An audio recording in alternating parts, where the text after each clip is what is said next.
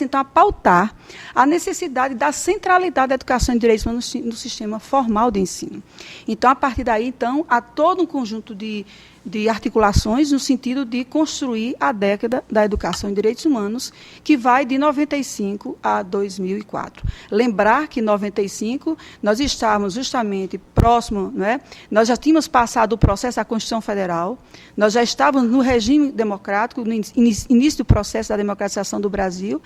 Então, aí sim que o nosso compromisso era mais importante no sentido de que era preciso fundamentar essa cultura democrática, o que a Benevides coloca muito bem, que é preciso, na educação em direitos humanos, trabalhar a questão dos valores, dos princípios republicanos democráticos, porque é preciso que para fortalecer esse processo, é preciso que nós pensamos, que nós formamos os jovens para o exercício da responsabilidade democrática. Então, por isso que a década puxa, então, a educação em direitos humanos como um direito. Primeiro, como um direito humano, ele é parte do direito à educação, sim, não é?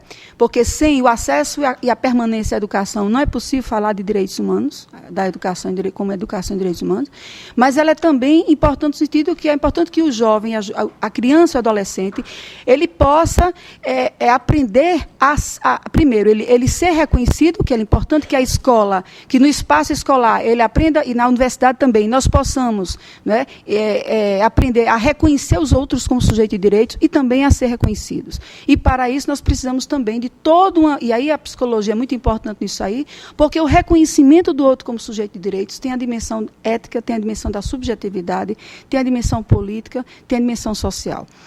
E a partir daí nós colocamos, então, é preciso que o jovem, então, aprenda no relacionamento, nas atitudes, nos comportamentos, na forma de gestão da escola, como reconhecer a si os outros como sujeito de direitos, mas também conhecer seus direitos e saber protegê-los. E é também importante que na universidade, na escola, nós possamos aprender também a aprender como sujeito de direitos, porque se o discurso dos direitos humanos, se ele não é coerente com as práticas internas, com os relacionamentos com a gestão, nós não estamos apenas educando, nós estamos apenas, não é, instruindo, não é, informando. A educação em direitos humanos é muito mais do que informar, do que instruir. É implicar nas mudanças de mentalidade, é implicar nas mudanças de atitudes. Então, por isso que é muito importante essa coerência entre a dimensão do cognitivo, a dimensão das atitudinais e a dimensão política.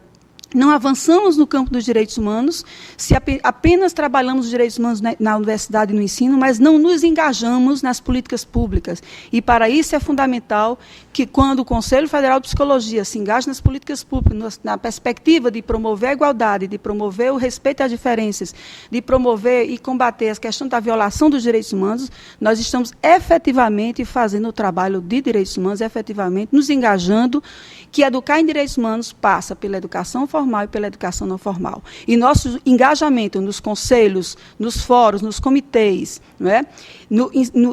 Se comprometendo com essa implantação de políticas públicas de promoção da igualdade e respeito às diferenças, é essencialmente uma prática de educação em direitos humanos. É preciso que a gente entenda essa dimensão política do nosso compromisso social.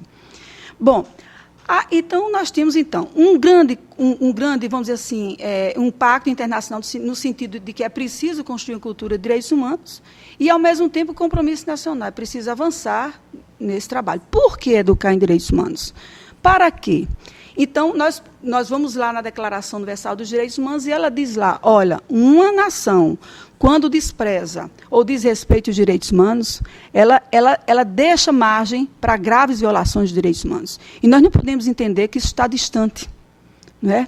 Nós estamos vivenciando hoje no Brasil, hoje em cada estado, hoje em cada cidade, hoje em cada bairro, situações de violações de direitos permanentes. Então, o desprezo aos direitos humanos e o desrespeito aos direitos humanos é um problema para nós psicólogos, sim. Porque o desprezo aos direitos humanos, o que significa isso? É como se nós estivéssemos perdendo a capacidade de nos indignarmos. É como se nós estivéssemos perdendo a capacidade de não reconhecer as pessoas mais como pessoas, mas que a gente está tratando as pessoas como coisas. Então, desprezar direitos humanos é um problema, sim, para a psicologia, é um problema para a universidade, é um problema para a formação de cidadãos democráticos, cidadãos republicanos. Portanto, cabe a nós, então, essa grande essa provocação que a Declaração Universal dos Direitos Humanos coloca para a gente, é preciso cuidar com a questão de desprezo e respeito aos direitos humanos, porque se implica em graves atos bárbaros contra a humanidade, então, nós nos colocamos essencialmente desafiados, nós brasileiros, nós nordestinos, nós nortistas, não é? Todos nós aqui, todos nós psicólogos. Cada realidade nossa, a gente identifica situações de desprezo e de desrespeito. E nós podemos ver também que, no contexto universitário, não é? Além de nós desconhecermos os nossos direitos, né? Nós encontramos policiais que nunca leram a lei que a tortura é crime. Nós encontramos professores da escola pública que nunca leram o Estatuto da Criança e do Adolescente. Nós temos psicólogos, nós temos outros profissionais que, mesmo estando na formação universitária, nunca leram a Lei Maria da Penha, nunca leram o Estatuto da Criança, nunca leram o Estatuto do Idoso. Então, o desconhecimento dos direitos também é outro problema que nós precisamos enfrentar, que é fazer com que nossas universidades, né, que nossos conselhos profissionais possam estar se engajando nos seus trabalhos de formação, de capacitação, essa questão também do acesso ao conhecimento e à informação sobre os direitos, porque essa é fundamental para que o cidadão possa reagir quando é violado, porque se ele não conhece, ele não reage. Se ele não tem uma rede de proteção, ele não reage, ele se sente isolado, ele se sente ele se sente sem proteção, ele não se sente mais cidadão. E nós encontramos muitas vezes no nosso dia a dia da extensão universitária, no nosso dia a dia do conselho profissional, nós nos deparamos com pessoas que sofrem por violação de racismo, pessoas que sofrem por práticas de práticas educativas homofóbicas. Nós encontramos diariamente pessoas com sofrimento psíquico por problema de violação de direito, por não ter sido considerada que sua dignidade e a pessoa humana tenha sido ultrajada. Então, é importante que nós não percamos que o grande desafio da educação de direitos humanos é desnaturalizar, é desconstruir esse processo autoritário que vem desde a escravidão, mas que está no nosso coração, que está na nossa cabeça, não é? E que não se muda do dia para a noite. E por isso que a educação de direitos humanos não pode ser uma prática pontual, ela tem que ser média a longo prazo, ela tem que ser processual, e é preciso que ela se insira na universidade e na escola pública.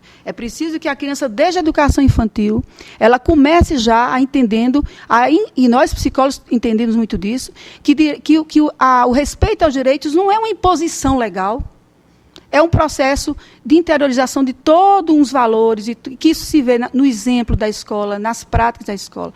Então, nós temos muito o que falar sobre a educação em direitos humanos, sim, porque nós entendemos os processos, o processo de subjetivação, os processos de construção de identidade, os processos, como é que o preconceito se naturaliza, como é que o preconceito, é preciso desconstruir os preconceitos. Ora, se aprendemos a desrespeitar as pessoas, se aprendemos a desprezar os direitos e a dignidade da pessoa humana, também podemos aprender a respeitar. É preciso que seja um processo de aprendizagem social.